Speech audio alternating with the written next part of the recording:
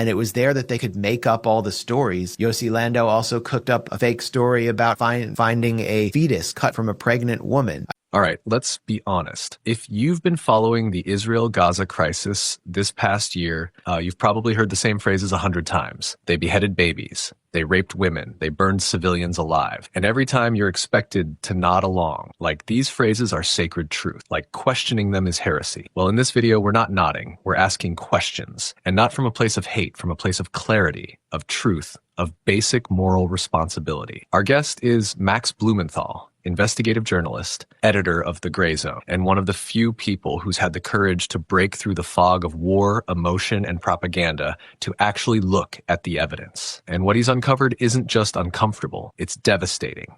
Because as much as Western media rushed to sell us horror stories about October 7th, they never bothered to check them. And Max did. He went through Israeli media, public records, drone footage, eyewitness testimonies, not fringe nonsense, but their own sources. And what he found, many of the most viral claims weren't just exaggerated. They were fabricated, weaponized, and used to justify mass slaughter in Gaza. The truth is, Israel didn't just fail to protect its own citizens. It may have killed hundreds of them through its own military protocols, like the Hannibal Directive, all while blaming Hamas and feeding the world a story that collapsed under basic scrutiny. But here's the catch. Max said this months ago, before the mainstream media quietly confirmed parts of it, before even Israeli outlets began to admit, yeah, we might have lied a little. So if you're tired of the emotional blackmail, tired of being told you're anti-Semitic for simply asking for truth, tired of watching genocide get rebranded as defense, this video is for you. Max doesn't shout, he doesn't rant, he just walks us through how lies are built. If you care about justice, not slogans, not PR, but real justice for Palestinians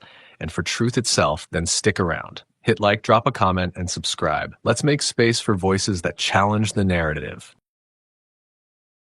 I think our work is maybe less sophisticated than our process of collecting information and gathering material for our investigations is probably less sophisticated and more old-fashioned than many other outlets. It's more a matter of having a sharp perspective and being able to reach the right contacts to do what we need in order to get to the bottom of the story. So, for example, on the issue of how many were killed on October 7th and how were they killed, from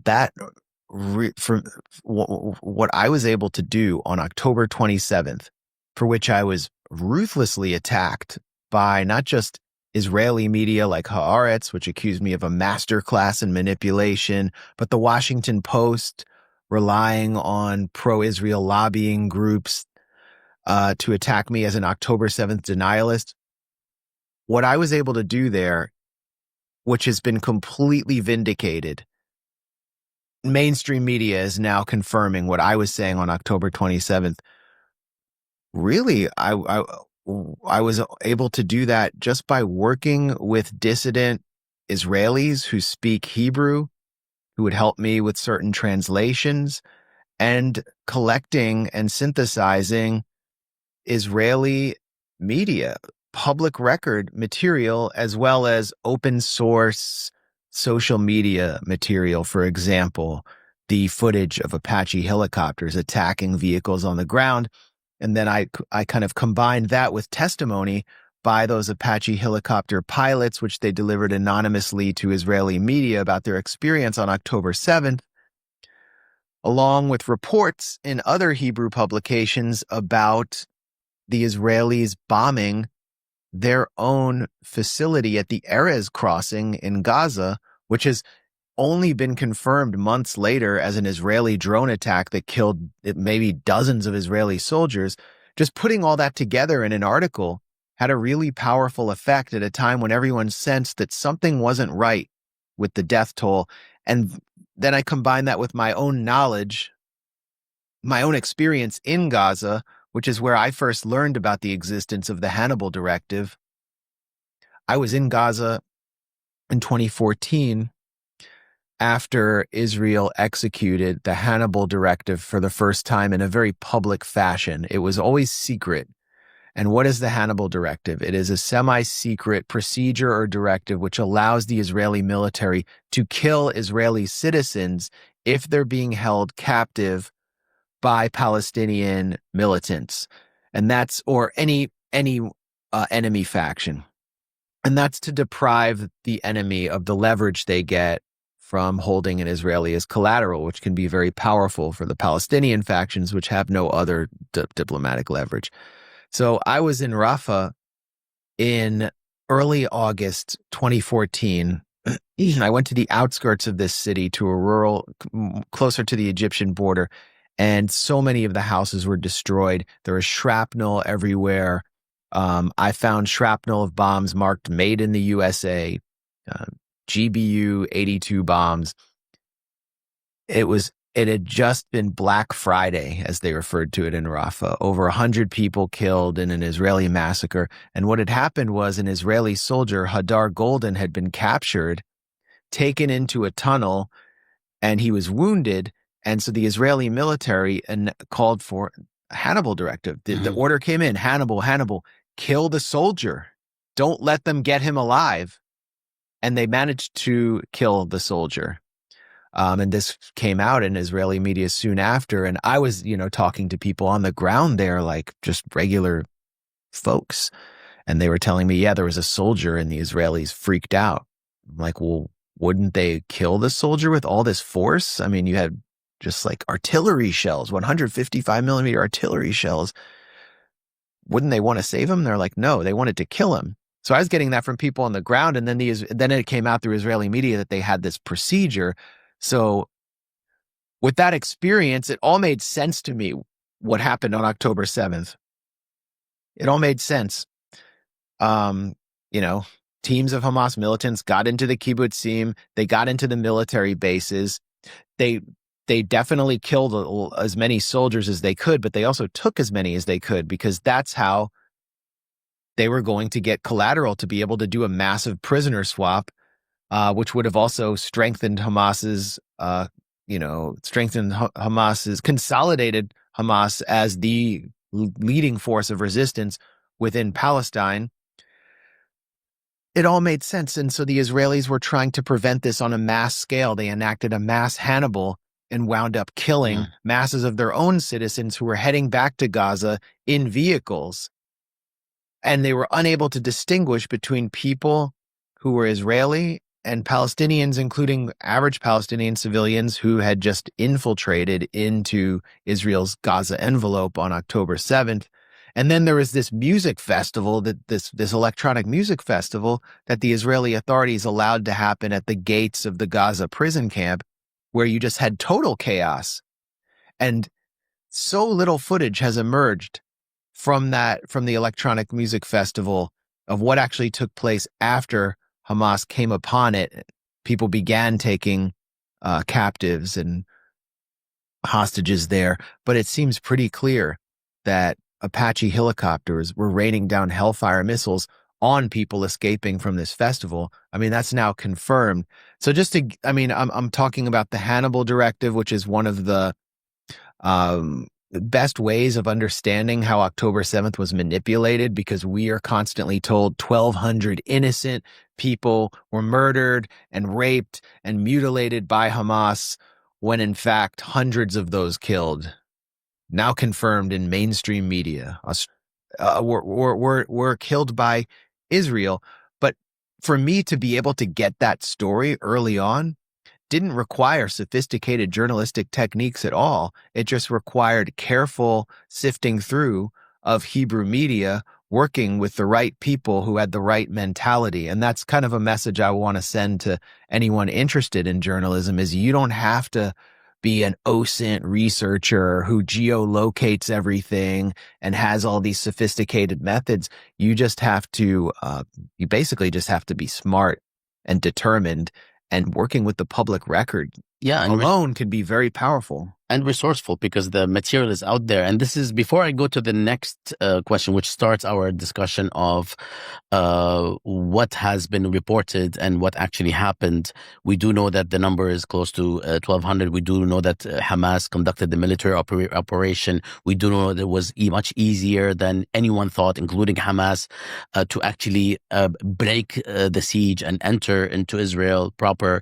We do know that others ended ended up following through because they've heard about what happened, and there were dozens of entry areas. But what we are witnessing, or what we have been witnessing, is a kind of reporting that leaves out what you shared about the Hannibal doctrine, but also that actually manufactures and adds stories such as the basic stories that are repeated ad nauseum until today, even though in much of American media, not all of it, of course, have been debunked, such as beheaded babies, burnt babies, and the mass rape, especially the mass rape allegation. Now, before we get to that, my question to you is, why do you think it is that things that were said by yourself and others um, didn't actually stick, but only when Israeli media actually reported them, whether it's the Hannibal doctrine or whether it's the question of the burnt babies that were reported by, I think, Nicole Zedek. Yeah. Only after these have been uncovered by either Israeli or American mainstream media do they become real. I think people kind of can figure out what the answer is, but can you tell us your version of why is this the case? Well, it's kind of like what a Palestinian experiences when Jewish anti-Zionist says the same thing they've been saying. It's taken more seriously by mainstream Western society and Western media because they're considered an unbiased source. And so we've been painted into a corner by our opponents. I mean, if you understand how the Western propaganda model operates, we live in an ostensible liberal democracy, or at least we have the veneer of liberal democracy. And so the government, the state, and its various tentacles can't just outlaw a media outlet or jail us. Although if we become enough of a nuisance, they might do so, as they did with Julian Assange, for example. So the best way to deal with an outlet like the Gray Zone is to constantly attack us, filter out attack pieces in mainstream publications that much of the public, including the liberal public that might actually even sympathize with Palestinians, trusts. So the Washington Post ran a phony smear piece of us a few months ago claiming that we are paid by Iran. No evidence at all to support that, all innuendo. And then that gets fed into Wikipedia. Wikipedia is a bulletin board for the national security elite. And we have been placed as blacklisted as a deprecated source on Wikipedia because of the threat we pose to the narrative of the national security elite. Wikipedia will soon become a source for AI, so that when you use voice-activated AI and say, hey, Siri, or whatever it is, what is the gray zone? And my Siri is just going off now. What is the gray zone? It will read you the smears one after another that appear on our Wikipedia page, as well as my own personal Wikipedia page. And I am unable to edit or correct them. You are unable to correct them. And there's a cartel of less than 300 editors responsible for the majority of edits. And their concept of reliable sources or vetted sources is synonymous with mainstream and corporate Western media. So that prevents us from having a certain cachet or gaining traction when we debunk these lies. We can't reach a certain part of the public. But what we do is we find any platform possible for promoting our work and reaching large audiences, and they still exist. Twitter X happens to be the most open one, thanks to the idiot king, Elon Musk, taking over. We've had a revival and a resurgence there, but we're still active on YouTube. We're still active on all of these platforms where we debunk these lies. And so we reach a certain grassroots part of the public, and many of them are media professionals. I think a lot of people in the mainstream media secretly watch us, and they know we're out there, and they're forced to pay attention to us. They're forced to recognize we're credible, but they'll never give us credit. Same with the Intercept, for example. Those guys, they want to wear the renegade, maverick, independent journalist veneer, but at the same time they want to maintain currency within the serious, respectable media. So they can't credit us. And they have basically, there was a point when they were just stealing our work or like refusing to credit us because of the taint that's associated with us because of all the attacks we've had. So it's annoying. It's frustrating. But at the same time, because we know we'll never get credited for the work we initially do. But at the same time, I think more and more people are paying attention. Mainstream legacy media is being discredited. The Washington Post has lost 50% of its readership over the past 3 years and had to just fire its editor-in-chief. And it's for that reason, because they're so slow on the draw when the rest of the public knows they're being lied to. And it didn't start now. It started actually during the early stages of the Arab uprisings. The reporting was horrendous. And when we were trying to adjust, debunk, and so on, we were also called out. And then they actually ended up correcting the same things we actually called out, us and others, us at Jadaliyya, that is, or the Arab Studies Institute. Now, I know that we all know that the hoax of beheaded babies, for instance, is probably one of the most repeated ones. Can you tell us a little bit before we go to the questions of how they are able to make these stories stick based on simply announcing them? And we'll also talk about Zaka, which is one of the organizations that actually promoted these stories early on, and how problematic they have been, before, during, and even now. Can you tell us a little bit about how these hoaxes were uncovered, and what is it? How should we look at these stories, given that surely people were killed, and surely there is a division of who killed whom based on the Hannibal Doctrine, based on the actual fact that this was a military operation, based on the fact that there was an entire music festival that was taking place right near the border, which is an extremely problematic thing, to say the least. I mean, it's so condescending to just, hold such a festival right next to a besieged jail, open air prison, as a lot of people call Gaza. Can you tell us about these two major stories, and how you and others, including Electronic Intifada and other organizations and individuals, were able to debunk them? Yeah, just a quick anecdote. Those kinds of festivals happen all the time, like right at the gates of the Gaza prison camp. And it's shocking.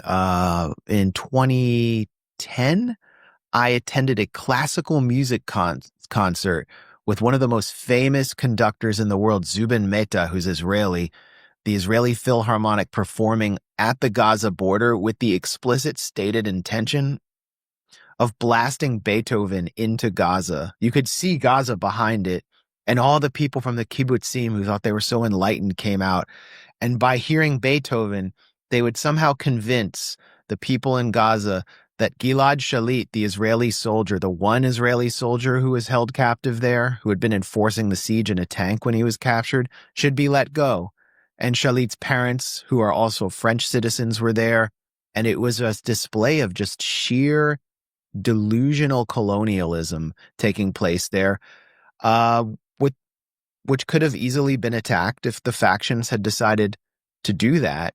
And it's like these kinds of colonial style events, like a rave where the majority of people are on Molly having this debauched festival of narcissism, while people on the other side are under siege. They're happening all the time there. So that's really what happened. An Israeli police investigation found that Hamas did not know that the Nova Electronic Music Festival had even been scheduled. They were not trying to attack it. It lay between two kibbutzim, which have military bases, Be'eri and Re'im, and the highway just cut right through where that festival was. So they just happened to come upon it, along with people who weren't even Hamas members. And they just said, let's grab them. We got human collateral here, grab as many as we can. And that's what they did.